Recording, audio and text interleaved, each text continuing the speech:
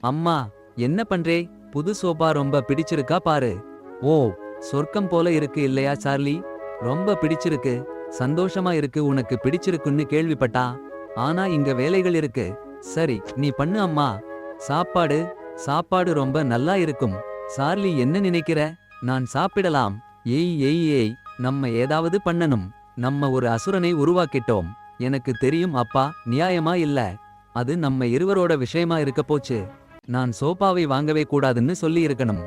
உன் அம்மா இதை வாங்க சொன்னாங்க. நான் தானா யோசிச்சதுக்கு இதுதான் கிடைக்குது. என்ன ஆச்சு? என் சோபா எங்க? இதுதான் உன் சோபா. நீ ஆரம்பத்திலேயே வேணும்னு சொன்னது. ஆனா எனக்கு இப்ப இன்னொரு சோபா பிடிச்சிருக்கு.